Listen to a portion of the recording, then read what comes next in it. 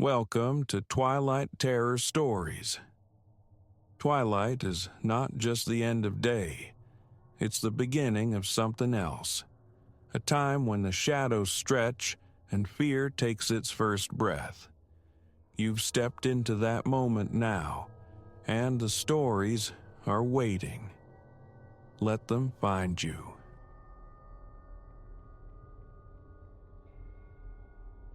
The first tremor of wrongness shivered through the car on Interstate 88, not from the road, but from the dashboard glow of the Navigator. Its screen spasmed, a brief electronic seizure, then settled, displaying routes that snaked away into geographies unknown to Silas. 3 days dissolving in Olympia's conference rooms had left him frayed, a bundle of strained nerves yearning only for the familiar embrace of Ashford before the clock struck 12. Then came the directive, crystalline and void of inflection, nudging him off the interstate onto County Road 19. A glance at the dash clock, 10:42 p.m. This was not the artery home. His finger, hesitant, tapped the Navigator's screen. The insistent blue line remained unwavering. Exit 47B onto County Road 19, the synthesized voice commanded again. Silas's grip tightened on the wheel. The exit ramp loomed, a concrete tongue lolling into darkness. Perhaps congestion ahead, an accident unseen. 4 hours he'd been fused to the leather contours of his sedan, spine protesting. The lure of a shortcut, however dubious, whispered promises of saved time. He veered onto the exit. County Road 19 unspooled like aging ribbon through dense timberland. The asphalt, coarser than the highway's smooth skin, vibrated through the chassis. His headlamps carved a tunnel through the night, illuminating a yellow median line, fractured and intermittent. No sodium lamps stood sentinel here. No companion headlights shared the solitude. His phone lay inert in its cradle, a dark mirror. A second opinion from Google Maps felt prudent, yet his hands remained clamped to the wheel. Trees crowded the tarmac, skeletal branches interlacing overhead, a canopy swallowing the meager moonlight that bled through cloud cover. The Navigator's display flickered, a momentary lapse. The blue trajectory vanished, then reappeared, transposed onto a different path. Recalculating, the voice intoned, "Turn right in 500 feet." Silas leaned closer, eyes straining to pierce the gloom where the turn supposedly lay. No marker, no signpost, only a slender dirt track dissolving into absolute black. "This isn't right," he murmured, the words sounding alien in the cabin's hush. He reached to wrestle control back from the machine. The screen plunged into darkness. He tapped it. Futile. Pressed the power stud. Nothing yielded. He decelerated, hunting for a sliver of space to reverse his course. The road offered no sanctuary, flanked by precipitous ditches. The forest pressed close, an arboreal wall forming a claustrophobic passage. A driveway, an intersection, anything was needed to escape this trajectory. Abruptly, the Navigator flared back to life, an unnerving sapphire glare. The map depicted terra incognita, Silas's icon adrift in a sea of undifferentiated green. No names, no landmarks, just the relentless blue line arrowing forward. "Continue straight for 2.7 miles, the voice instructed. He jabbed at the home icon. The screen remained frozen, impervious to his touch, refusing to zoom or shift focus. A flicker of motion snagged his peripheral vision. Something stirring amongst the trees.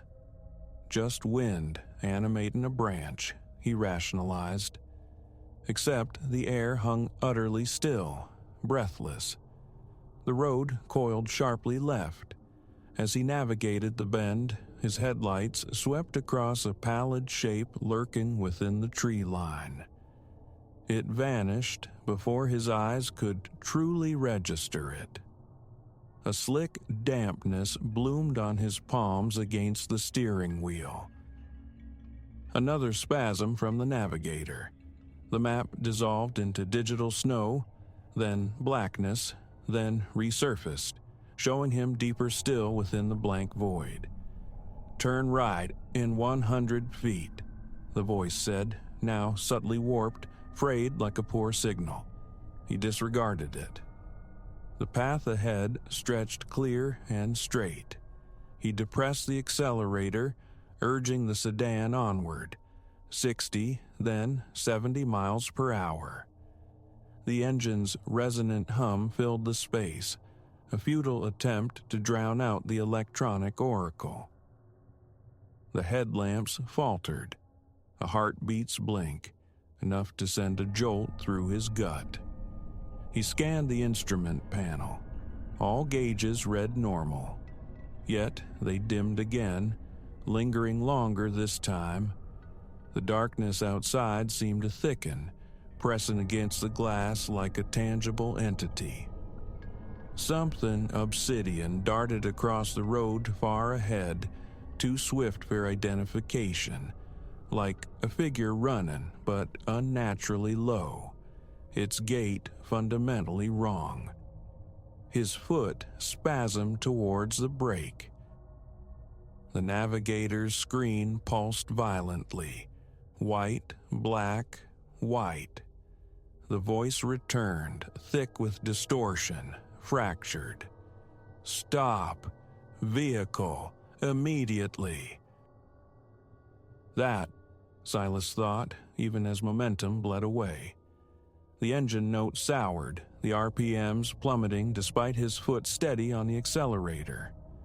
The car coasted to a halt, inert in the center of the desolate track. He twisted the key.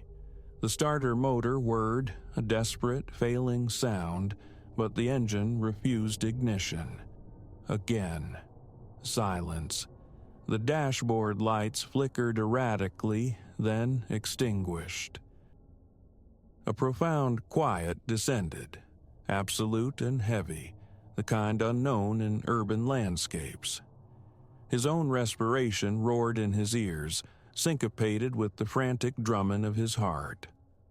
Only the navigator's screen provided illumination, its map replaced by scrolling streams of cryptic numbers and symbols, illegible in their velocity, casting dancing blue shadows across the dash. Movement. The overhead dome light began to blink, on, off, on, off.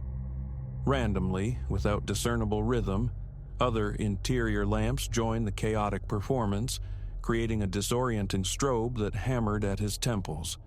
A scraping sound emanated from the roof. Fingernails dragged across metal. It traversed the length of the car, halting directly above him. He froze, breath caught in his throat. The scraping resumed, more insistent. A concavity appeared in the headliner, pushing downward. Something was perched atop his car. He fumbled for the phone. The screen remained stubbornly black. Power button, home button, nothing roused it. Dead. The scraping migrated to the driver's side window. A primal urge screamed not to look, but his head turned, compelled. A face pressed against the glass. Inhuman. Elongated, bone-white. Features lost in the strobing chaos, only abyssal sockets where eyes should be. A strangled cry tore from his throat. The visage retracted. Now tapping commenced, erupting from all directions, a polyrhythmic drumming of countless fingers on glass and steel. The car shuddered faintly. The interior lights accelerated their frantic strobing. Through the windows, he glimpsed movement in the surrounding woods, dark silhouettes gliding between tree trunks. More faces materialized, pressing against every pane. The tapping intensified, escalating to a percussive pounding. The navigator's screen went berserk, cycling through colors: red, green, blue, white. The distorted voice shrieked, "Exit vehicle, now!" "No chance," he breathed. Trembling hands sought the ignition key once more. The engine sputtered, a brief cough of defiance, then died. Something struck the windshield with violent force, fracturing the glass. A spiderweb of cracks radiated outwards. A second impact. The web expanded.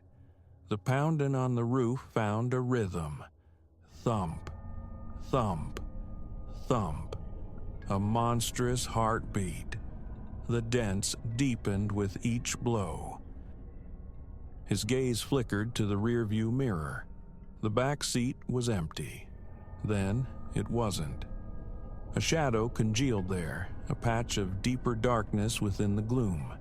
Shapeless, yet undeniably present, it seemed to stir, to expand. The navigator screen detonated and a shower of sparks and glass shards rained onto the console. The interior lights reached peak frenzy, strobing so rapidly they blurred into a constant, nauseating flicker. The shadow in the back seat flowed forward. Icy breath ghosted across the nape of his neck. Silas clawed at the door handle, flung himself outwards.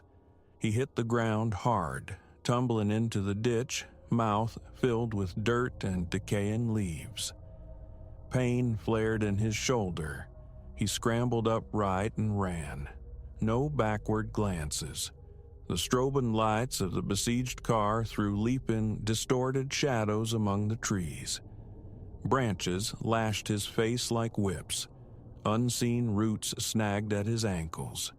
Behind him, a horrific sound arose, the shriek of tortured metal, his car being dismantled. Other noises accompanied it, clicks and whistles and guttural utterances that hinted at a language he desperately did not want to comprehend. He ran until his lungs burned, until the frantic lights behind him vanished, until the only sounds were the desperate pounding of his own feet on the earth and his ragged, tearing breaths. Ahead, a clearing materialized. Moonlight revealed derelict structures, the skeleton of some forgotten factory or mill. Broken windows gaped like vacant maws. Rusted metal gleamed dully. A choice presented itself: the decaying buildings or the whispering woods. The sounds of pursuit, the clicking and whistling in that wrong tongue were drawing closer. He chose the buildings. He sprinted across the exposed ground towards the nearest entrance, a door hanging precariously from a single hinge. Squeezing through the gap, he was swallowed by profound darkness. His eyes strained, struggling to adapt. The air hung thick with dust and the scent of rot. Water dripped rhythmically somewhere deep within. His footsteps echoed unnervingly on the concrete floor. He found a corner, pressed his back against the cold, damp brick, fought to silence his gasping breaths, and listened. The noises from outside ceased. A complete, unnerving silence descended. Even the dripping water stopped. A faint scraping sound from above. Something moving across the roof. More scraping, closer now, seemingly from within the walls. They were encircling the structure. His phone vibrated in his pocket. Impossible. It was inert. Yet, when he drew it out, the screen glowed. Not his familiar interface, but stark white text against a black field. Wrong turn.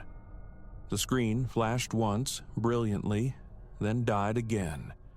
In that fleeting illumination, he saw them. Saw what was slithering through the shattered windows. What was scuttling down the walls. What was reaching for him with two impossibly long, skeletal fingers. He ran again, plunging into darkened hallways, scrambling up groaning metal stairs, always ascending. They were behind him, beside him, above him, their movements fluid and wrong, defying natural locomotion in ways that made his vision swim. He burst onto the roof. Moonlight painted a desolate panorama.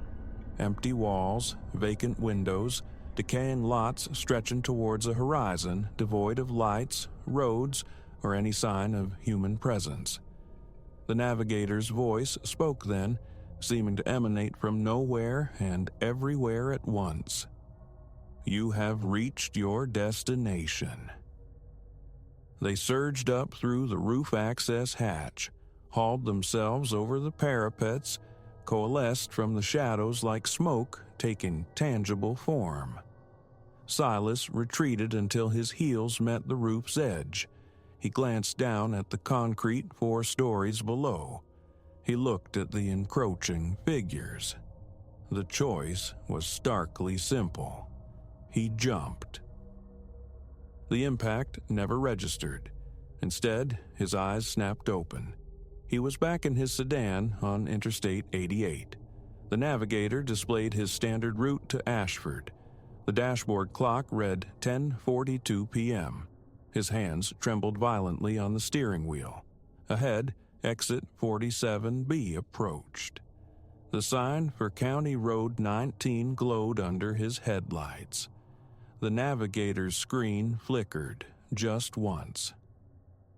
He drove straight past the exit.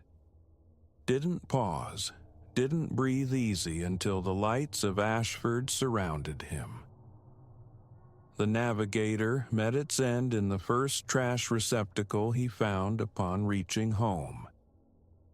He still detours miles around that particular stretch of I-88, still finds his eyes darting to the rearview mirror with obsessive frequency, still jolts awake some nights, convinced he hears clicking and whistling just beyond his window pane.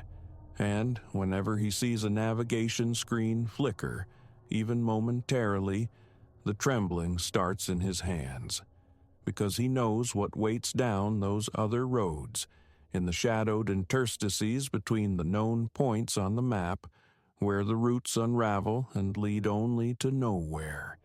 They are still waiting. And sometimes, in the deep, insomniac hours, he wonders if the escape was real, or if he is forever plummeting from that rooftop, perpetually about to awaken again at 10:42 p.m., bearing down on exit 47B, poised at the threshold where it all begins anew. But certainty is a luxury lost to him now. He will never take that exit again, never follow where those things beckon. Some turns, once made, leave indelible scars. Some roads simply don't lead home.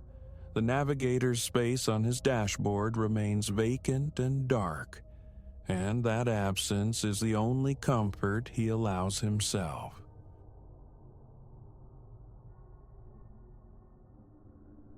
The insistent bleating of the telephone shattered the 2:30 a.m. stillness. A sound I despised, a harbinger invariably freighted with ill tidings wrenched from the depths of night. My eyes flew open into the oppressive dark of the bedroom. My hand, guided by instinct, fumbled for the phosphorescent rectangle on the nightstand. Unknown caller. A reluctant press of the green icon, the cool glass against my ear. Then 5 words, uttered by a voice utterly foreign, that caused my viscera to clench. "I'm right here, at the door." Male, deep, unnervingly placid. I levered myself upright, the sheets clinging, damp with perspiration. 3 days now since the air conditioner had surrendered to the relentless August swelter. Alone, adrift on the second floor of this downtown Chicago apartment, I knew no soul should be seeking entry at such an hour. "Who is this?" The question emerged a ragged whisper. "Come to the door," the voice instructed, devoid of inflection. "There's something we must discuss. It's the dead of night. Who in God's name are you? Just come to the door, Elias." He knew my name. A sudden, frantic percussion began against my ribs. I swung my legs out, the old floorboards groaning a protest beneath my weight as I stood. "How do you know my name?" "I know a great deal about you, Elias," the voice continued, smooth as obsidian. "I know you're standing beside your bed, that you're wearing only gray shorts, that you are quite alone." A glacial chill seized me. I pivoted, eyes darting towards the windows. Though the blinds were drawn, slivers of the city's perpetual twilight bled through the edges. Could someone perceive my silhouette? Retreating instinctively, I demanded, striving for a firmness I didn't feel, "What is it you want?" "Open the door, Elias. We have matters of grave importance to address. I'm dialing 911. "No," the voice replied, its eerie composure unwavering. "No, you won't, because doing so ensures you never learn what became of Clara." Clara, my sister, vanished 3 years ago, swallowed by the city, leaving behind only silence and a police file gathering dust after 6 fruitless months. My hands trembled violently. What could you possibly know about Clara? "Everything," the voice promised. "Open the door, and the truth is yours." Hesitantly, I moved to the threshold of my bedroom, peering down the short, shadowed hallway towards the apartment's main entrance. Its shape was faintly limned by the security lighting seeping under and around its frame. "How can I be sure you're even out there?" I challenged. "This isn't some grotesque prank." 3 sharp, percussive raps echoed through the apartment, striking the very wood of my front door. The sound made me flinch. "Does that satisfy your query?" the voice inquired through the phone. My mouth felt arid, scoured clean of moisture. He was there. Not a phantom on the line, but a physical presence mere feet away. Barefoot, I stepped into the hallway, the floor cool against my skin. The phone felt slick, almost alive in my sweating palm. "Tell me what you know about Clara," I insisted. "Tell me this instant, or I swear I'm making that call." "The clock is ticking, Elias. You have precisely 30 seconds to grant me entry, or I vanish. And with me, any hope of knowing Clara's fate. How do I know you're not fabricating this? 25 seconds. Give me something concrete. Prove you knew her." "The day she went missing," the voice recited, measured and precise. "She wore a green sundress, sandals silver, around her neck a delicate silver chain bearing a butterfly pendant, a gift from your mother for her 24th birthday." My chest constricted. Every detail was exact, intimate details withheld from public reports. 20 seconds, the voice intoned. I drifted closer to the door, my unoccupied hand hovering near the deadbolt's cold metal. 15 seconds. If I open this, how do I know you mean me no harm? Had harming you been my objective, Elias, this call would have been unnecessary. 10 seconds. My heart hammered a frantic rhythm against my sternum. Clara's face swam before my eyes, her easy smile, the sound of her laughter, ghosts haunting the hollow years of uncertainty. 5 seconds. With a trembling hand, I twisted the deadbolt. The mechanism's click resonated, deafeningly loud in the profound quiet. Time's elapsed, Elias. Your decision? My fingers closed around the doorknob, slick with nervous perspiration. Drawing a ragged breath, I pulled the door inward. The hallway yawned before me, utterly empty. Hello? I stepped over the threshold, casting glances left and right down the dimly lit corridor. Nothing. No one. Behind you, the voice murmured, suddenly intimate, directly in my ear. I spun, the phone tumbling from my grasp to clatter against the floorboards.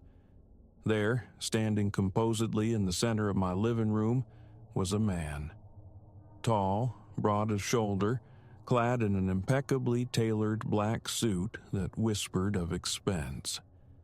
His features were sharp, angular, clean-shaven.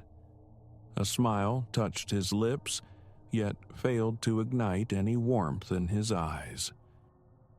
"How did you—" I began, bewildered. "The fire escape," he interrupted smoothly. "Your bedroom window latch was unsecured. Negligent, Elias. Terribly negligent." Instinctively, I backed towards the open doorway. He advanced a single, unhurried step. "Do not flee," he advised. "You will want to hear this. Stay where you are." His hand dipped inside his suit jacket. I braced myself, anticipating a weapon. Instead, he produced a phone. Not a sleek modern device, but an antiquated flip phone. He opened it, thumbed a button. Clara's voice, fractured and desperate, filled the small room. "Elias? Elias, if you're hearing this?" Her words dissolved into sobs. "I'm sorry, so terribly sorry. I never intended any of this. You have to." The man snapped the phone shut, silencing her plea mid-utterance. "Recorded 2 days after her disappearance," he stated flatly. "Care to hear the remainder?" My legs turned traitorous, buckling beneath me. I slid down the wall until I was seated on the floor. "Who are you?" "Someone who possesses the full account of what transpired." He slipped the flip phone back into his jacket. "Someone capable of providing the answers you crave. But first, we must address what you are prepared to undertake to obtain them." "What do you mean?" "Your sister inadvertently discovered something problematic, something substantial. The individuals involved could not risk exposure, but they refrained from killing her, Elias.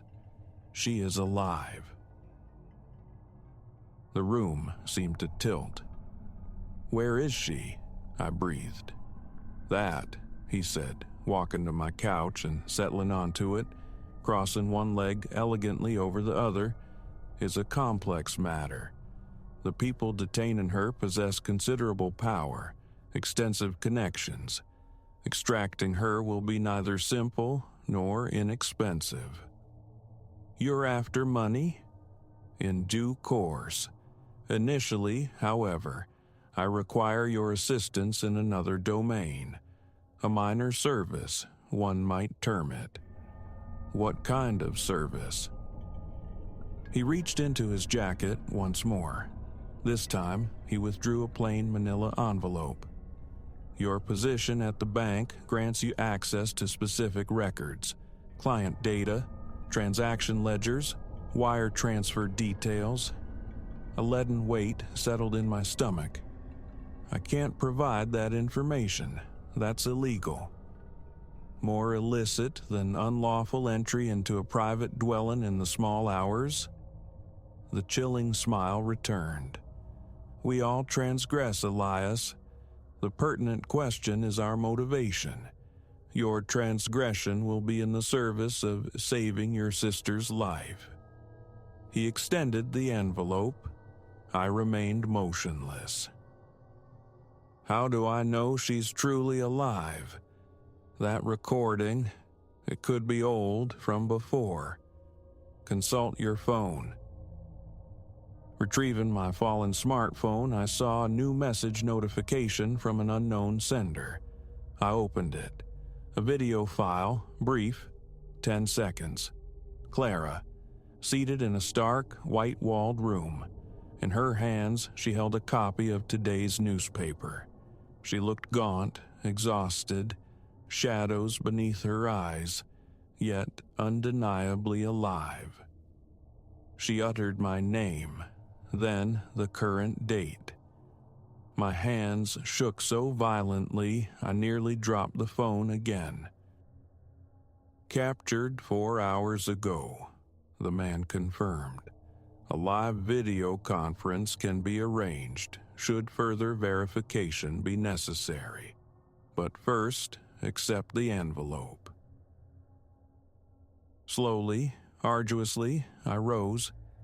My legs felt strangely detached, puppets on unseen strings. I crossed the room and took the offered envelope. Inside, a list of names and account numbers lay stark against the paper. What is it you require me to do? Access these accounts. Compile a detailed record of every transaction exceeding $50,000 within the last calendar year. Dates, sums, recipient accounts. You have 48 hours. The bank's security protocols. They're designed to flag anomalous access patterns like this. But you manage substantial portfolios. Reviewing transaction histories is routine for you. Prudence will render your activities invisible. He stood, smoothing his jacket. One final stipulation, he added. Resist any inclination towards cleverness. Do not attempt to embed signals or alert any external parties. Should you do so, Clara vanishes once more, this time irrevocably. He walked towards my front door. I made no move to impede him. 48 hours, he reiterated. I will contact you with instructions for delivery. Oh, and Elias, he paused, turning back. Attend to that window latch. One never knows who might decide to pay a nocturnal visit. The door clicked shut behind him, leaving me in the sudden, oppressive silence of my violated apartment, the envelope a damning weight in my hand. My heart pounded a heavy, painful rhythm. My phone vibrated again. Another text, same unknown source, a different video clip of Clara, this angle revealing tears streaming down her face as she pleaded silently for rescue. The timestamp indicated it was recorded just 2 minutes prior. I sank onto the couch, the envelope crinkling in my tightening grip. The list of account numbers blurred through a film of unshed tears. Somewhere in the city's vastness, a siren wailed its mournful song. The defunct air conditioner gave a final, pathetic sputter. Dawn remained 3 hours distant. In 48 hours, I would either possess the information this man demanded, or I would forfeit Clara forever. I opened my laptop, the familiar glow illuminating my face. Logging into the secure bank network felt like stepping onto thin ice over a fathomless abyss. The account numbers on a page seemed to pulse with malevolent energy. Each keystroke felt like a descent, step by irreversible step, down a tenebrous path. Yet, what alternative existed? The sun began its slow ascent, painting the sky in bruised hues. I remained tethered to the machine. resist any inclination towards cleverness. His voice echoed in my mind. But I was clever. My career was built on understanding security systems, navigating digital labyrinths. Perhaps there was a way, a trail of breadcrumbs so subtle, so deeply encoded, only the right eyes would ever decipher it. A chance to rescue Clara without capitulating entirely. Or perhaps a misstep that would condemn her. The cursor blinked expectantly on the screen. The first account number waited. Inhaling deeply, I began to type. This, I understood with chilling certainty, was merely the overture. Whatever vortex Clara had stumbled into, whatever clandestine affair had led to her abduction, I was now irrevocably entangled within it. The man in the black suit would return. There would be further demands, deeper compromises. But Clara lived. That single fact reshaped the entire landscape of my reality. I replayed the video, freezing the frame on her face. Fear was etched there, stark and raw, but beneath it, a flicker. Resilience, defiance, a spark that suggested she hadn't surrendered wherever she was held captive. "I'm coming," I whispered to the silent image. "Hold on, Clara. I'm coming." The account records materialized on screen. Columns of figures, cascades of dates. Somewhere within this digital torrent lay the obscured truth of my sister's ordeal. And I would excavate it, regardless of the personal cost. Through the blinds, the nascent morning light filtered into the room. Another day dawned over Chicago. Citizens stirred, preparing for routines, for lives untouched by nocturnal terrors. My own ordinary existence had fractured irrevocably at 2:30 a.m., severed by a telephone's ring. Now, with 47 hours and dwindling, the question loomed. Was I prepared to become a criminal to reclaim my sister? The answer, I acknowledged with a weary resignation, had never truly been in doubt. I initiated the download of the transaction histories. This was my new normal. May God grant me mercy.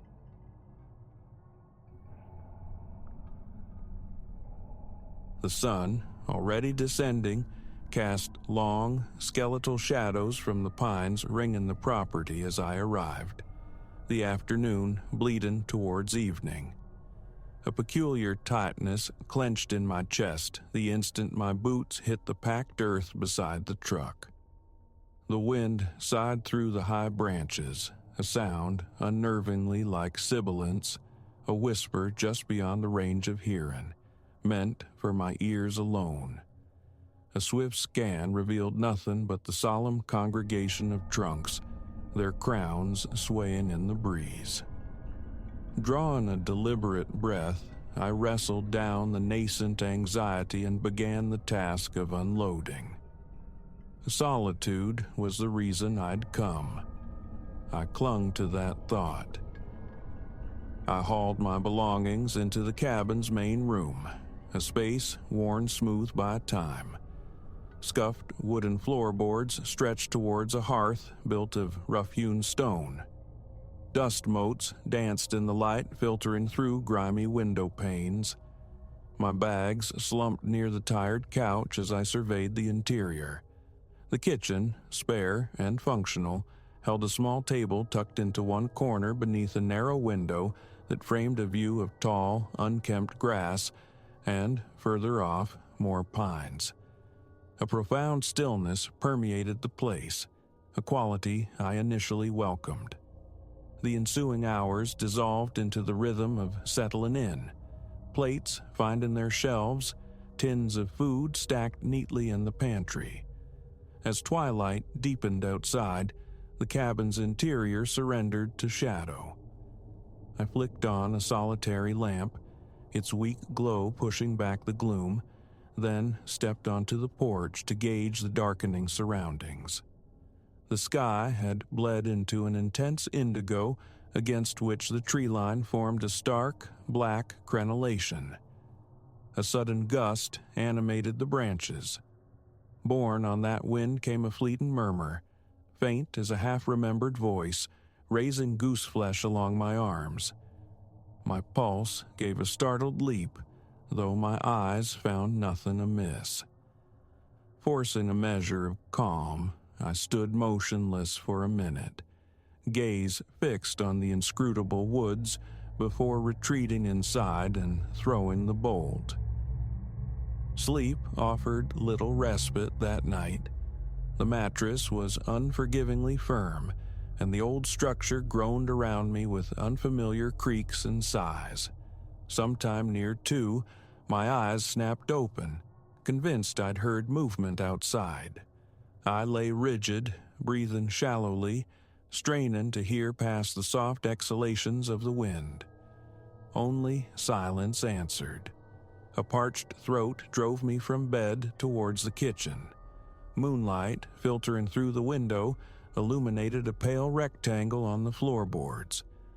I stood there in the encompassing darkness, sipping water, my skin prickling with an inexplicable anticipation, as if waiting for something to lunge from the periphery.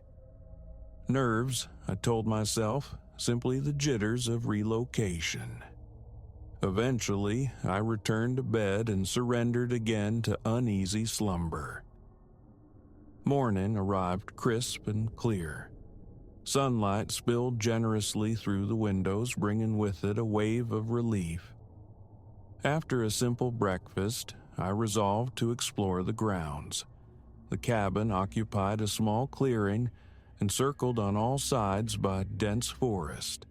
I walked towards the tallest pines bordering the property, the ground yielding beneath my boots with the satisfying crunch of twigs and fallen needles.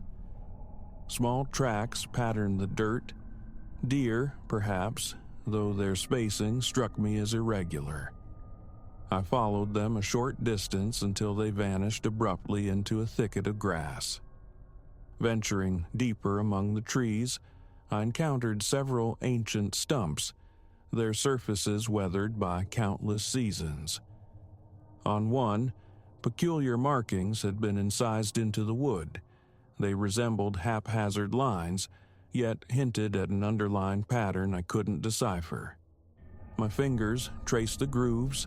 They felt unnaturally smooth, worn down as if by repeated strokes of a blade. That earlier disquiet returned, a cold tendril winding through me. I became aware, suddenly, of the profound silence. No birdsong, no scuttling of unseen creatures, only the ceaseless passage of wind through the high canopy. A faint throbbing began behind my temples. I turned back towards the cabin, realizing my breath came quick and shallow, as though I'd been running. Relaxation, I promised myself. A book, perhaps, to properly settle in. Seated on the couch, I opened a paperback, attempting to lose myself in the printed words, but the quiet pressed in, immense and watchful, as if the very air held its breath. The urge to fill the space with music rose, yet I resisted. I had sought this silence, hadn't I? Later, as the afternoon waned, I ventured onto the porch again.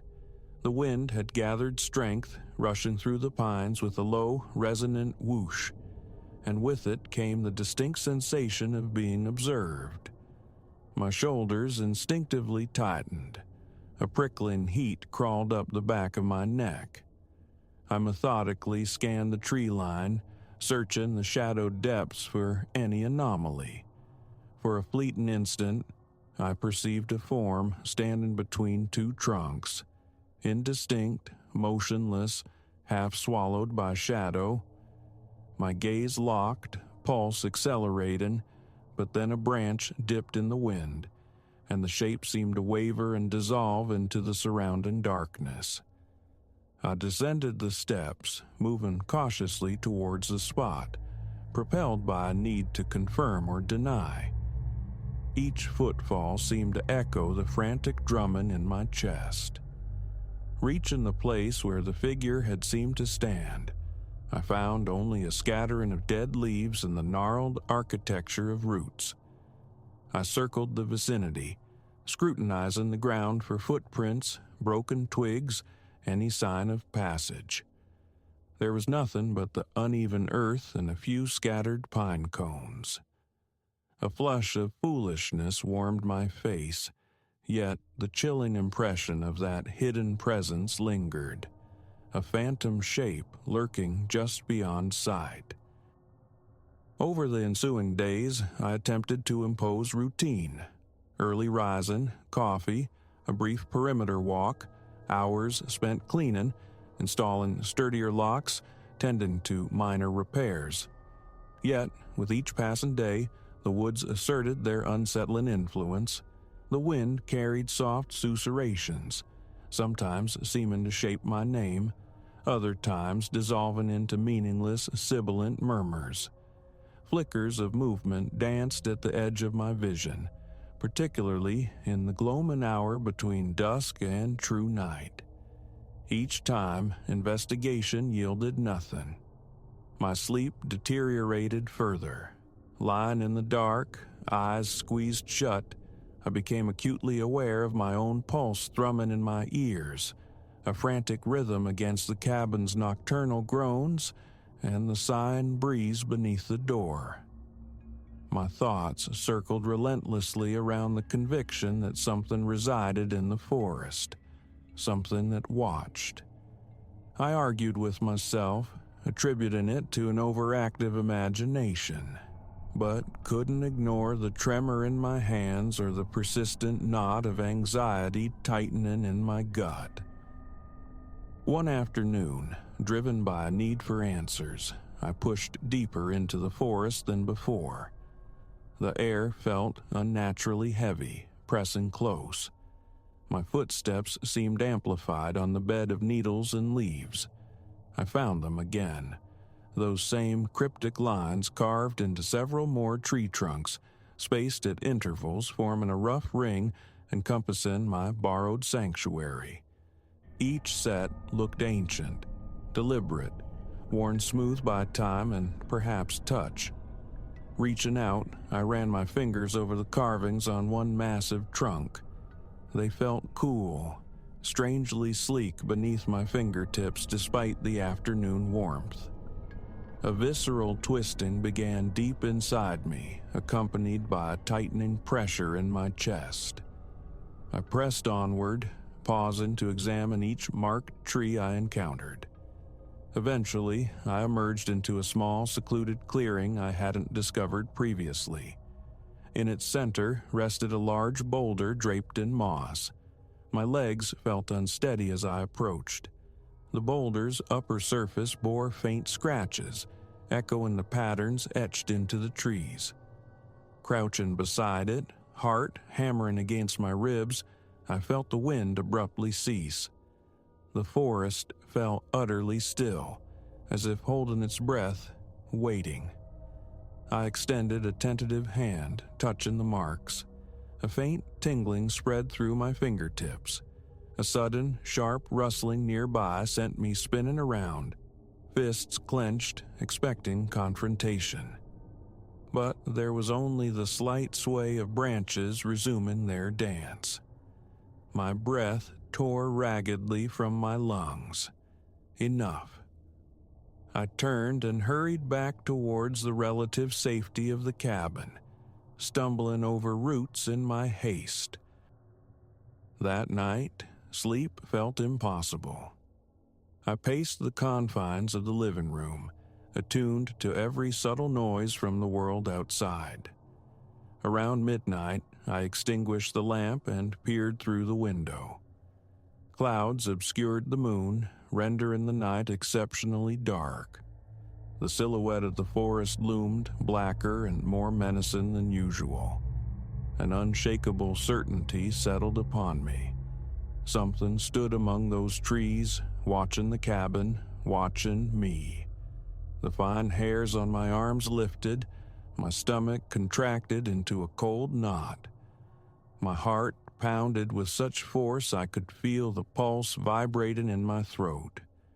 The impulse to flee surged. I even snatched my keys from the coffee table. But the thought of running from what might be mere phantoms of my own mind held me captive. I forced myself to remain. Sinking onto the couch, keys clutched tight in my palm, I resolved vaguely to confront whatever haunted this place. What that meant, I had no idea, but passivity felt intolerable. Questions swirled. Who had carved those symbols? What were the fleeting shapes I kept glimpsing? Answers remained elusive. I remained awake, vigilant, until the first gray light of dawn painted the windows, my eyes gritty and red. The strange occurrences persisted. One afternoon, while splitting logs, I heard a distinct voice, a quiet whisper, directly behind me. It sounded impossibly close. I whirled around, axe still gripped tightly, muscles braced for impact. Empty air, nothing but the sighing wind weaving through the pines. My palms were suddenly slick with sweat. The axe handle felt slippery, precarious. I let the tool thud to the ground and leaned heavily against the wood pile, gulping air, my arms trembling uncontrollably. That evening, I tried phoning Eleanor, a friend back in town, hoping for insight into local lore or strange histories tied to this area. The connection wavered, crackled, and repeatedly dropped. It felt as though the world itself conspired to maintain my ignorance and isolation. Frustrated, I sat at the small kitchen table, staring uselessly at the phone, one leg jiggling with nervous energy, the weak signal refusing to hold. Eventually, I abandoned the effort. A few days later brought a new discovery. Circling the rear of the cabin, I noticed a narrow, partially obscured path I'd previously overlooked. Flattened grass marked a trail leading past a dense cluster of thorny bushes. Pushing aside low-hanging branches, I followed it. Perhaps 10 yards in, it terminated at an old shed, dilapidated and leaning precariously. Planks were missing, nails rusted orange, and the door hung askew from a single hinge. Stepping inside released a puff of stale, musty air that made me cough. The interior was dim, illuminated only by slivers of light penetrating gaps in the decaying walls. My eyes adjusted to reveal scattered old tools, a couple of wooden crates and a lantern thick with cobwebs. As I moved further into the gloom, kicking aside debris, the scent of damp earth and rot intensified. Then I saw it. Another set of those carved lines etched onto a broken piece of board lying on the dirt floor. They perfectly matched the markings on the trees. A chill permeated my gut as I picked up the board. It was about a foot long, the pattern rendered with unsettling precision. A soft, muffled thud from above made me start violently, heart leaping. I spun around just as a small chunk of wood, dislodged from a rafter, tumbled down. It struck the earthen floor near my feet and split neatly in two. It, too, bore a similar marking. My throat constricted. These symbols felt omnipresent, inescapable. A wave of panic washed over me. I scrambled out of the shed, stumbling over a loose piece of wood near the threshold, my knees striking the frame sharply. Hissing in pain, I limped back towards the cabin as quickly as I could, sweat plastering my hair to my forehead. My thoughts tumbled chaotically, replaying the discovery of the marked board, the fallen fragment. Bolting the cabin door behind me, I leaned against it, fighting to regulate my ragged breathing, my knee throbbing insistently. After applying ice from the small freezer, I collapsed onto the couch, staring blankly at the opposite wall, flinching at every creak and rustle from outside. That night eclipsed all previous ones in sheer terror. The wind escalated to a howl, rattling the window panes as if trying to force entry. The groaning protests of the surrounding trees morphed in my imagination into low, guttural voices. Again and again, I crept to the windows, peering through slivers in the curtains, each time experiencing that sickening jolt of anticipation, expecting to see a face staring back. I was drenched in sweat despite the cool night air. My hands shook uncontrollably. A persistent buzzing filled my ears. The desperate need for answers warred with the utter lack of direction. Finally, unable to bear the confinement, I grabbed a heavy flashlight and forced myself outside. My heart hammered against my ribs with a violence that felt physical, painful.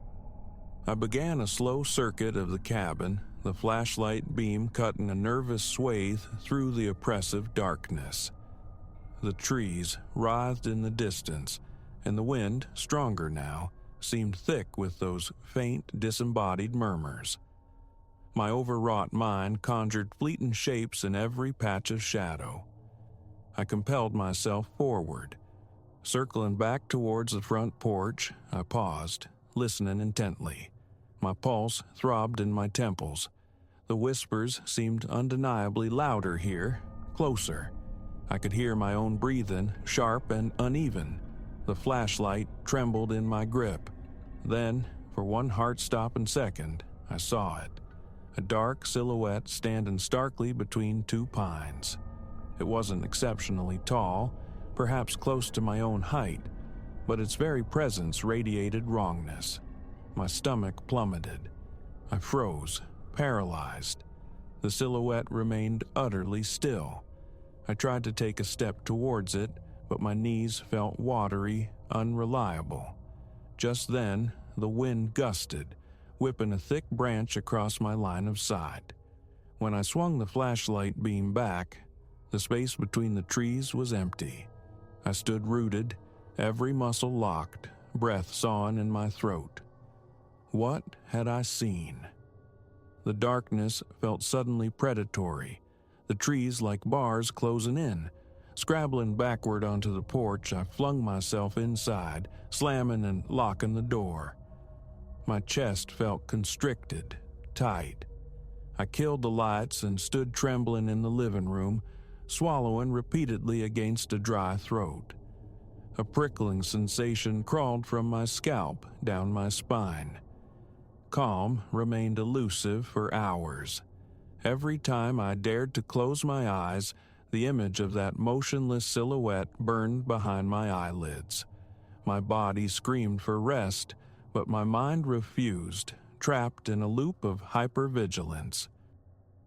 In the days that followed, I threw myself into practical tasks, desperate distractions, sealing cracks around windows and doors, reinforcing the flimsy locks, applying fresh paint to worn interior walls. But the nocturnal presence only intensified. The whispers seemed to emanate from just outside the walls now. Sometimes I thought I heard soft footfalls on the porch boards, or was it merely the old house settling? Opening the door to investigate always revealed nothing but empty night. The unrelenting tension settled physically in my body. Aching neck and shoulders, a perpetually stiff back, recurrent headaches. Thoughts of packing, of simply driving away became more frequent, more insistent. Yet, counterintuitively, a strange magnetism held me here. This place, this forest, pulsed with an ancient narrative, one that seemed to be drawing me in. The carvings, the fleeting apparitions, the sibilant voices carried on the wind, all hinted at something primordial that demanded acknowledgement. But I possessed no context, no means of engagement, no tangible proof beyond my own fraying nerves and the cryptic marks scarring the woods. Last night, I sat on the porch in complete darkness, flashlight off, attempting simply to observe, to absorb. The forest presented itself as an impenetrable wall of black. Clouds veiled the moon entirely. Visibility extended only a few yards. My body remained coiled, tense, my heart beat a heavy drum against the profound quiet.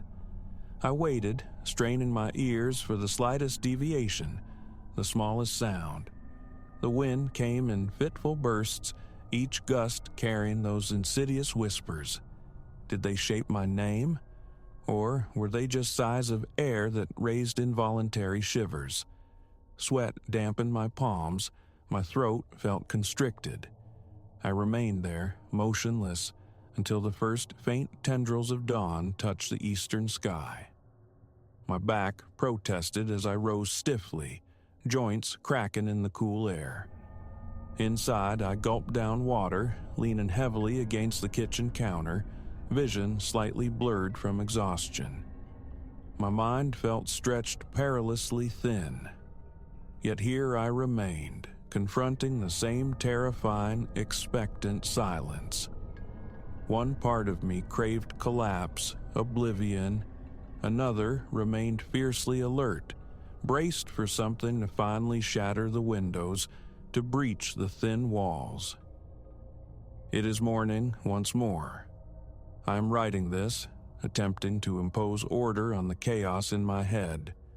My hands tremble as I form the words.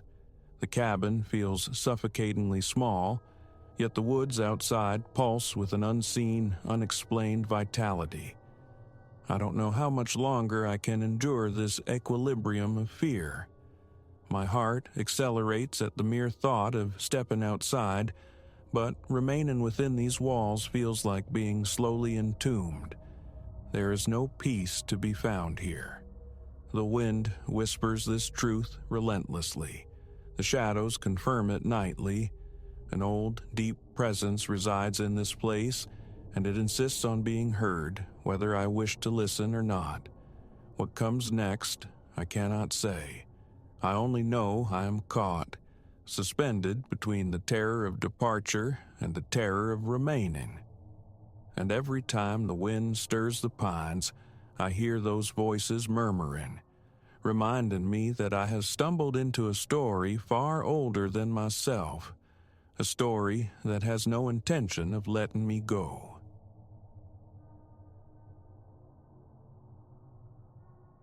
The cadence was wrong. A second rhythm, shadowing my own footfalls on the asphalt, shattered the night's fragile peace. My nocturnal excursion, once a solace, now promised dread. Retreat, however, was no longer an option. I am a creature tethered to the moon, thriving in the urban quietude that descends after midnight. Hence the late-hour jogs, a communion with deserted avenues, cooled air whispering secrets, the city's daytime roar softened to a distant mechanical sigh, punctuated by the rare melancholic cry of an owl. This night began under familiar auspices, or so the illusion held. Running shoes laced tight, earbuds nestled, I stepped into the crisp autumn embrace. A swollen moon presided, bathing the sidewalks in spectral luminescence, stretching shadows into phantoms. My established circuit beckoned, leading towards the park's dark heart. Street lamps overhead sputtered, casting stroboscopic flickers that danced at the edge of perception, a familiar optical trick I habitually ignored, my focus inward, on the metronome of breath, the percussive beat of soles against pavement. It was upon breaching the park's perimeter that the first discordant note sounded. Usually a sanctuary of near absolute stillness at this hour, save for the occasional huddled shape on a bench or a phantom dog walker, tonight felt charged. The air possessed a palpable weight, humming with an indefinable static. I dismissed the prickle of intuition as mere pre-race anxiety. A looming marathon had frayed my nerves for days. My pace increased, breath escaping in measured clouds as I circled the grand, silent fountain anchoring the park's center. Then, the sound. Footfalls, subtly asynchronous with mine. A backward glance revealed nothing but moon-drenched emptiness, a tapestry of shadow and light. Frowning, I eased my stride. The pursuing rhythm slowed in perfect mimicry. My pulse, already elevated, surged into a frantic gallop. Paranoia, I insisted silently. Echoes, imagination's cruel theater. Yet, rounding the subsequent curve, the steps intensified, sharper, undeniably real. I halted abruptly, pivoting to face the unseen follower. Nothing. The path stretched vacant, swallowed by silence save for my own ragged gasps and the city's faraway drone. Is anyone there? My voice, thin and fragile, dissipated into the vast expanse. A pause, ears straining against the void. Only the sibilant rustle of leaves stirred by a gentle current, the distant bark of a dog.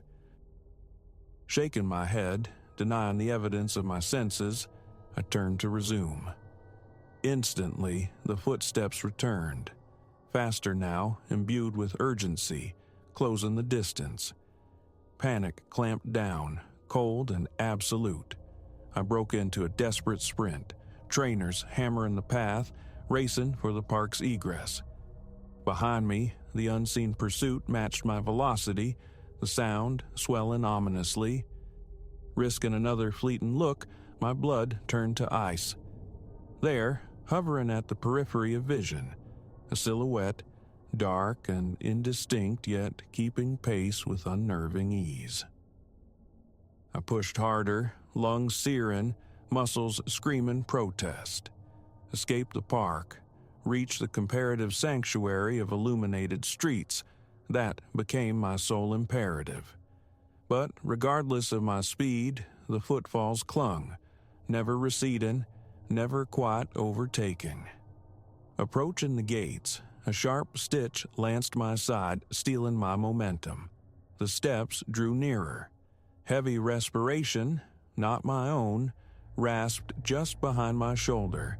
I burst through the park gates, stumbling onto the pavement, nearly upending a startled couple walking their terrier. A choked apology tumbled out as I surged past, ignoring their concerned query. "Miss, are you all right?" Already swallowed by the distance. Directionless, I plunged into the urban labyrinth, taking haphazard turns attempting to shed my pursuer. Yet, wherever I fled, the rhythmic echo persisted. Sometimes it faded momentarily, a cruel feint of reprieve, only to resurface, sharp and immediate, practically at my heels. My thoughts raced alongside my feet. Who was this relentless shadow? What was their intent? No suspicious figures had marked my departure. Had they lain in wait within the park's embrace? The notion unleashed a fresh torrent of terror. A narrow passage beckoned, promising a shortcut. A fatal miscalculation. The alley descended into deeper gloom than anticipated, towering brick walls strangling the meager moonlight. Midway, my foot caught. A discarded crate, a heap of refuse, the detail lost in the urgency, and I crashed downwards. The impact jarred me, rough asphalt tearing at palms and knees. A moment of stunned immobility, breath knocked from my lungs. Then, the sound. Those footsteps, slow now, deliberate, entering the alley's maw. Scrambling upright, ignoring the sting of abrasions, I turned to flee, only to confront the chilling reality. A dead end. A high, chain-link fence barred escape. The steps advanced inexorably. I spun, back pressed against the cold mesh. "Who's there?" I yelled, the bravado paper thin. "Stop! I've called the police." Silence answered, amplifying the steady approach. Frantically, my eyes scanned the detritus for a weapon, a length of fractured pipe amidst the rubbish. I seized it, brandishing it defensively. "Stay back." My voice trembled. "I have something." The footsteps ceased. A protracted silence hung heavy. Then, slowly, a form coalesced from the shadows at the alley's entrance. My grasp on the pipe became bone white. The figure advanced. Dim light offered no features, only a silhouette, tall and imposing. It halted mere feet away, close enough for me to discern its respiration. Calm, even, utterly unstrained by pursuit. "What is it you want?" I managed, the words quavering. The figure inclined its head, a gesture almost of detached curiosity. Then, startlingly, it spoke. "I want you to wake up, Alara." Confusion fogged my fear. "What?" "Wake up," it reiterated, the voice now strangely, disturbingly familiar. "This is a nightmare." Abruptly, the alley wavered, its edges blurring, dissolving. The figure before me seemed to shrink, losing its menace. A hand settled on my shoulder, shaking gently. "Alara, sweetheart, wake up. Bad dream." My eyes flew open. I sat bolt upright with a strangled gasp. Julian was beside me on the bed, his expression etched with concern. "You okay?" he asked, his hand rubbing my back in slow, soothing circles. "You were tossing, murmuring." I scanned the room, disoriented. Our bedroom, familiar walls, the soft filter of dawn light through the blinds. No tenebrous alleys, no relentless pursuer, only the reassuring solidity of home. "A nightmare," I whispered, my throat raw. "Running, something chasing me." Julian drew me close. "It's over," he murmured against my hair. "You're safe. Just a dream." As my frantic heartbeat gradually subsided, I nodded, releasing a ragged breath. Yes, just a dream. But later, as Julian moved towards the kitchen, the scent of coffee beginning to brew, the residue of unease clung stubbornly. The dream's verisimilitude was unnerving. The phantom footfalls still resonated faintly in my mind. Drawn to the window, I pushed aside the heavy curtain, gazing down at the awakening street. Normality reigned. Dog walkers ambled, early runners traced their paths, a delivery van navigated the quiet road. Then, a flicker, a shape, utterly still on the opposite pavement, gaze seemingly fixed on my window. I blinked, and it vanished. Imagination, surely. I chided myself, letting the curtain drape closed. Lingering phantoms of the nightmare.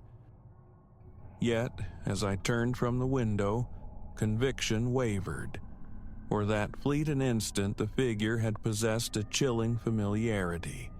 It resembled the silhouette from the alley. I shook my head, attempting to dispel the final tendrils of sleep and fear. Just a dream, I repeated inwardly. Only a dream. But a sliver of doubt remained, a cold counterpoint to the morning's warmth. And moving towards the kitchen, towards Julian and the promise of coffee, I found myself listening, acutely aware, for a rhythm of footsteps not my own.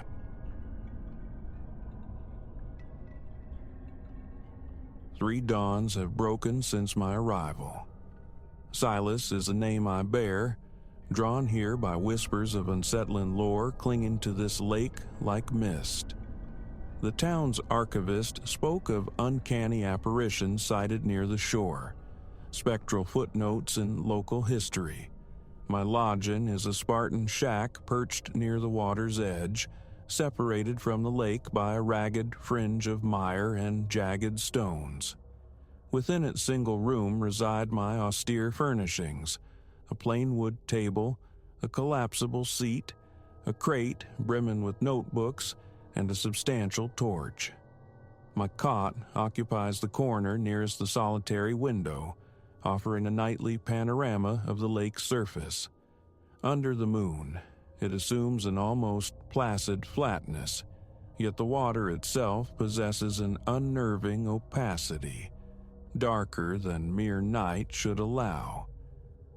The townsfolk warned against lingering past midnight, counsel I readily dismissed. I sought empirical truth, not time-worn fables. The first night, I kept vigil by the window, scrutinizing the surface. A breathless calm held sway. The water lay inert, yet refused to mirror the heavens faithfully. The moon's reflection was a fractured mosaic upon it, like gazing through sullied crystal. My torch beam carved but a fleeting circle upon the obsidian expanse before being swallowed whole. Nothing stirred. As midnight approached, a distinct chill permeated the air, prompting me to activate the small electric heater I'd brought. Sleep claimed me on the cot, yielding only to the gray light of dawn. Nothing outwardly amiss. I inscribed a few observations in my log. Coffee, brewed on a portable stove, accompanied a tin of cold beans. The day was spent traversing the shoreline, examining the terrain. The earth felt persistently sodden, despite the absence of recent rain. A curious vacancy marked the mud. No animal tracks, only enigmatic perforations pocking its surface, their origin obscure. I resolved to take the rowboat, borrowed from a taciturn neighbor, to the lake's heart, intending to plumb its depths visually, a prosaic step, I thought then, in the investigation. The second night found me positioned once more at the window, notebook poised, torch within reach. The heater hummed softly. A profound quietude descended, freighted with an unnatural weight exceeding simple silence. I waited. Precisely as my phone's display shifted to 12 WAUG, a transformation rippled across the lake's dark mirror.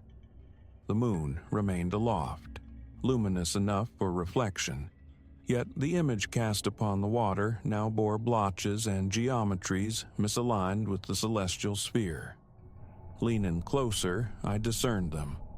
Visages, perhaps two, unfurling across the water's skin. They did not ripple naturally, they convulsed erratically, their dimensions fluctuating. I rubbed my eyes, a futile gesture. The shapes held fast, like phantasmal transparencies submerged just beneath the meniscus. Torch in hand, I ventured outside, planting my feet carefully on the slick earth. I stood at the margin, directing the beam onto the water. The light struck the surface.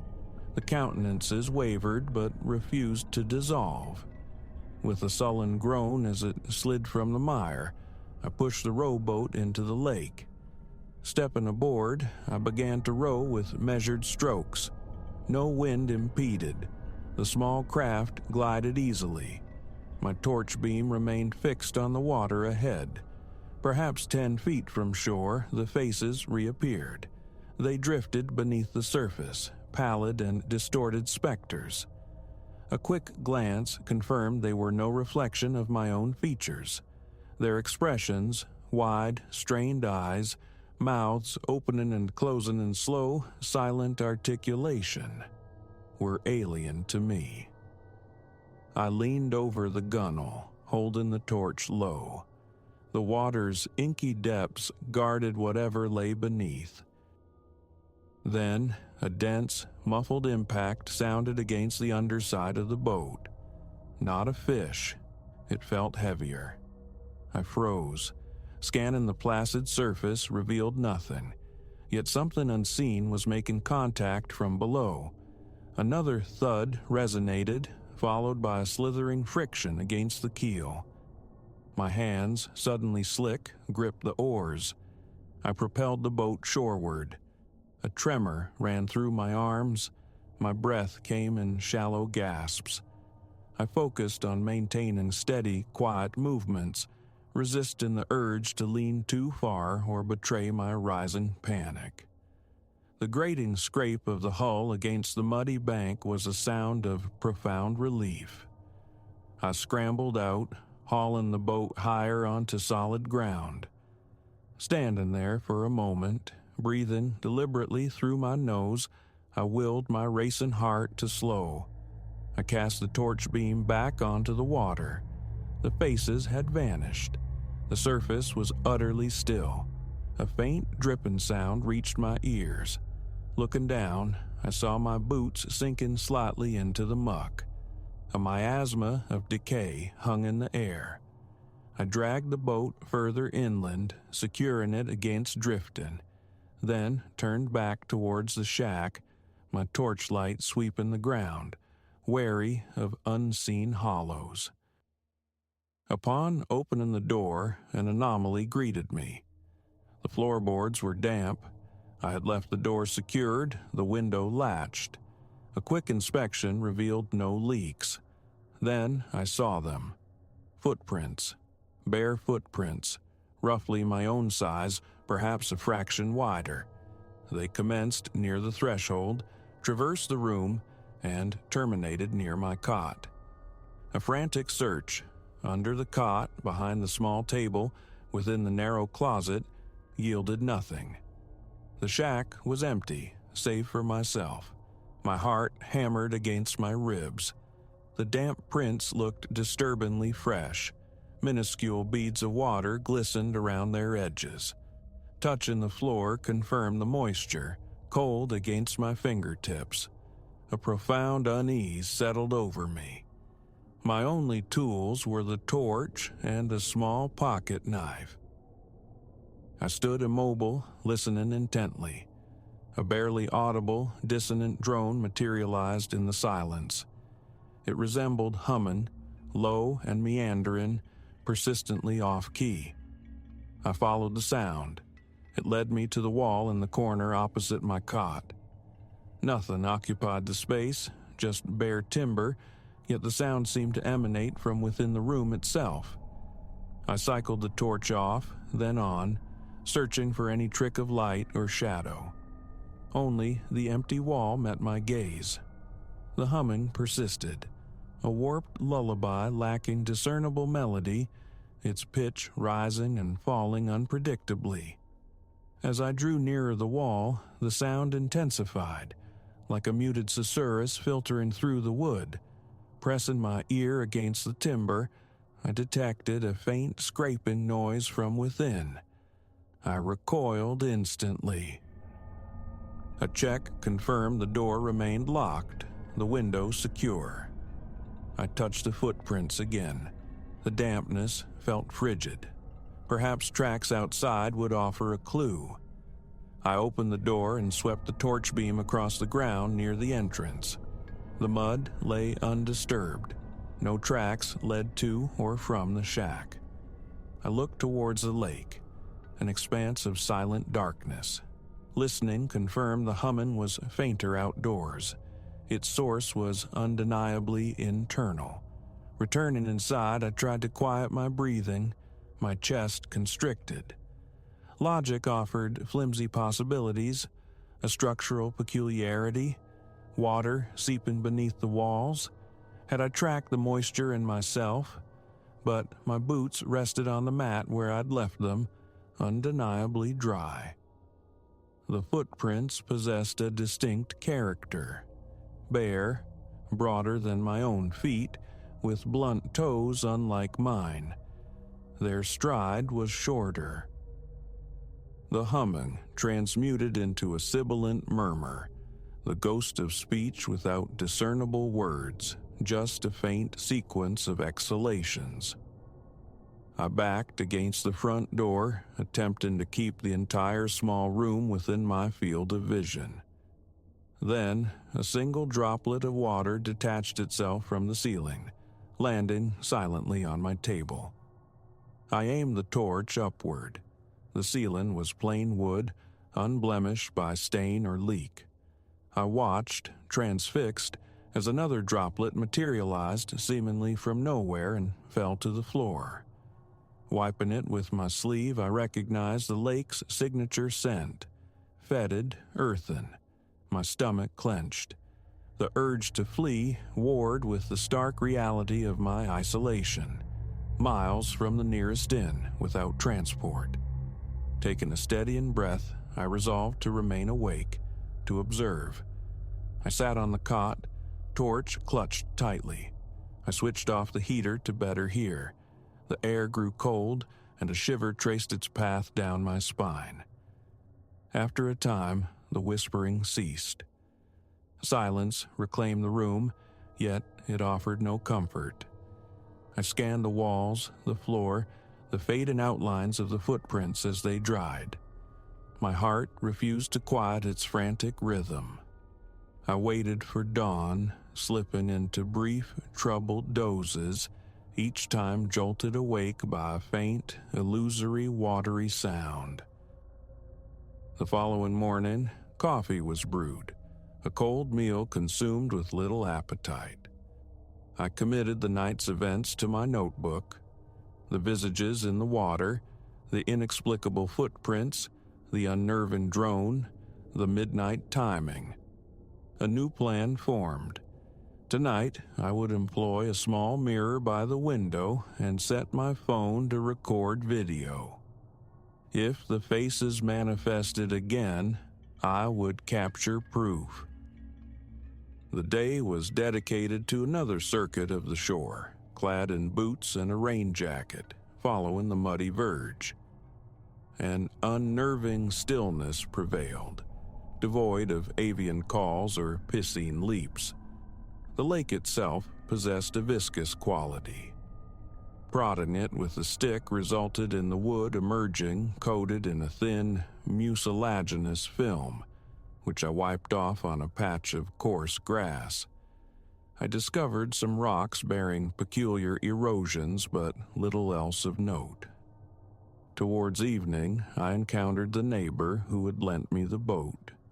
He inquired, with a knowing look, if I had noticed any peculiarities. I admitted to restless nights. He nodded slowly, murmuring something about how few people ever stayed long in that particular shack. My attempts to elicit more information were met with a shrug and a mumbled excuse about chores awaiting him.